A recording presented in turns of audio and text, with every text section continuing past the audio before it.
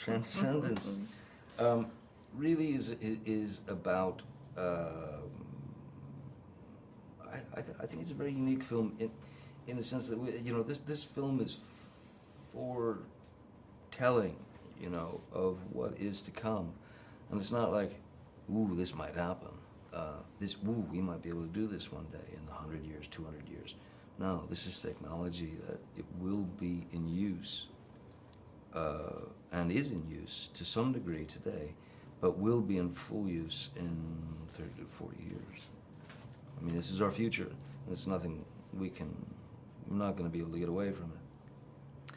How would you can you describe Transcendence, or define it as it relates to this film, as it's described in the film? Well, Transcendence in the sense of the film is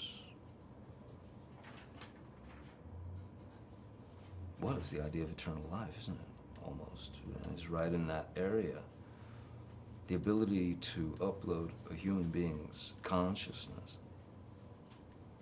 with emotion, with, a sentient being. And once that's there, it's there forever. Until what? You erase it? Does that become a crime at that point? Or you unplug it? Does that become a crime at that point? I mean, there's so many possibilities, there's so many things. But that's the great thing about this film. This film is not just it's not just a sci-fi kind of thing. This is real, very real. And that I think will resonate with the audience. I think it should resonate with the masses, because we should know what's coming. I mean, transcendence, the singularity, essentially achieving eternal life, in whatever form. Who is Dr. Will Castor? Dr. Will Castor, the character I play, is a very gifted scientist and professor who has been working on a project of artificial intelligence with his wife. It's their passion, it's their dream. Computer's name is Pin. And he is 1,000% dedicated to this technology, as is his wife. Will is a little more on the risk-taking side of things. Though when it comes down to, once he's incapacitated and is dying, they have a little bit of time. There's this sort of moral dilemma, the more, what is this? What, should we do this? Is this wrong? Is this, how will this go? I mean, people fear what they don't understand.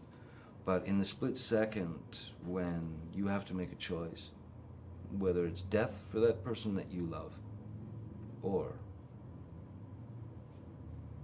uploading their consciousness into a machine, I mean, hard drive to hard drive, everything. Would we do it?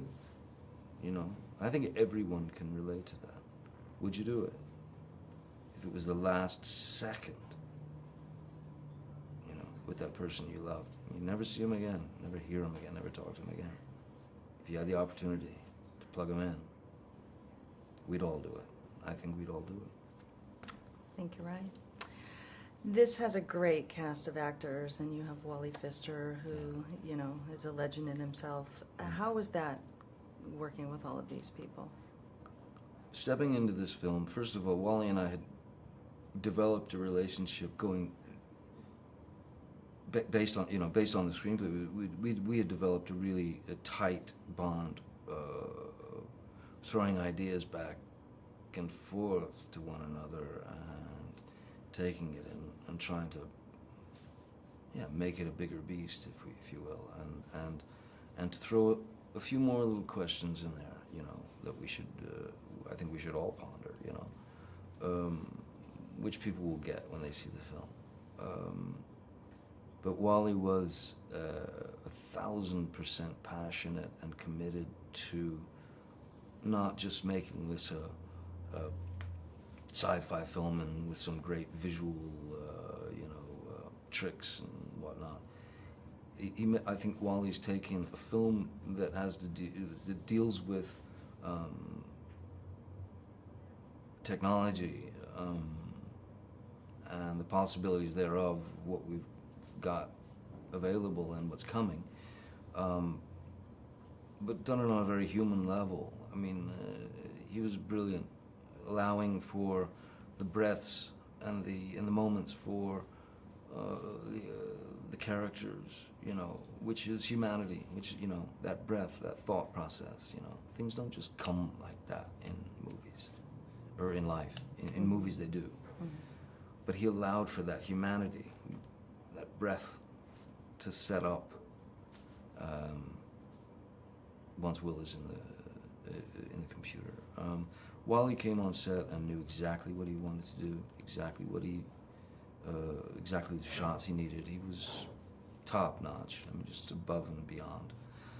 Paul Bettany, who's a brother and one of my best friends in the world, I wanted to introduce him to Wally for this film so badly because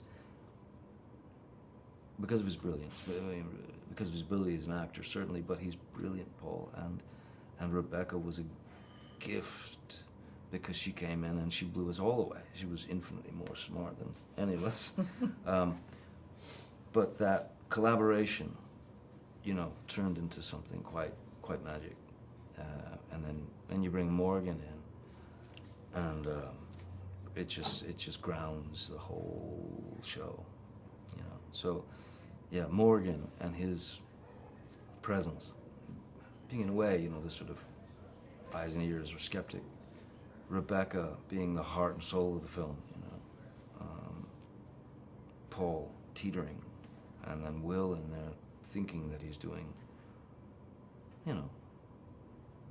what he should be doing. That's great. Thank you so much. Thanks.